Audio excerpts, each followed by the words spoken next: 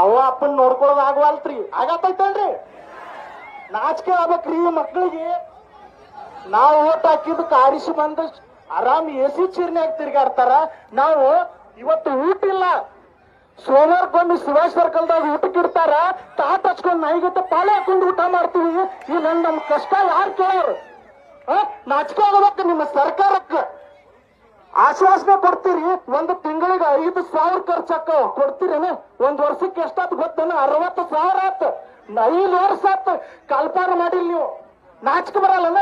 5 ವರ್ಷ ಕಲ್ಪಾರನಿಲ್ಲ, 60,000 ಹಂಗ ಲೆಕ್ಕ ಹಾಕ್ರಿ. ಎಷ್ಟಾಗ್ತಲ್ಲ?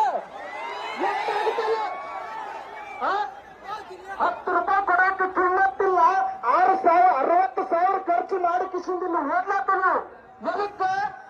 ಏನೋ ಹೆಚ್ಚಿಂದ ಏನೋ ಕೇಳಿಲ್ಲ ತಮ್ಮ ಸಿದ್ದರಾಮಯ್ಯ ಸರ್ಕಾರ ನಿನಗ. ಬರೇ ಕಲ್ಪಾರ ಮಾಡಿ ತೋರಿಸ. ನಿನಗ ರೊಕ್ಕ ನಾವ ಕೊಡ್ತೀವ.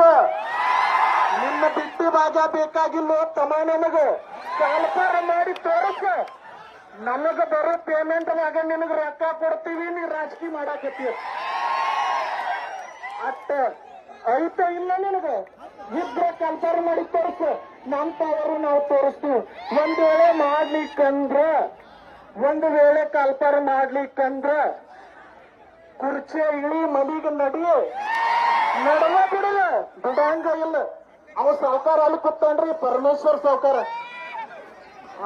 ಶೀಘ್ರದಲ್ಲಿ 2 ದಿನದಲ್ಲಿ 3ನೇ ದಿನದಲ್ಲಿ ನಿನ್ನ ಹೆಸರಿನಾಗ ದಿನ ಟೆಲಿಗ್ರಾಮ್ ನೋಡುದು.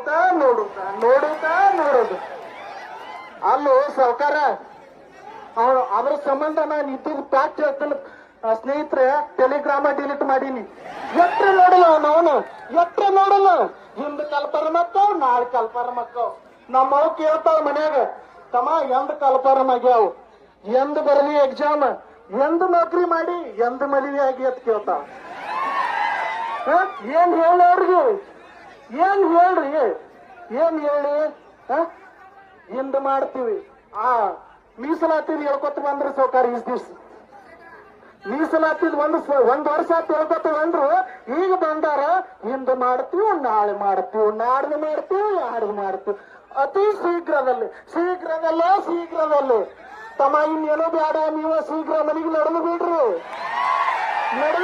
ಬ್ಯಾಡ. ನಿಮ್ಮ ಸರ್ಕಾರ ಮ್ಯಾಗ ನಮಗೆ ವಿಶ್ವಾಸ ಇಲ್ಲ, ಒಟ್ಟ ವಿಶ್ವಾಸ ಇಲ್ಲ. ಅವನು ನಮ್ ಬಿಜಾಪುರದ ಭಾಷಾದಾಗ ಹೇಳ್ಬೇಕಂದ್ರೆ ಒಂದ್ ಸ್ವಲ್ಪ ರ್ಯಾಶಾಗಿ ಹೇಳ್ತೀವಿ.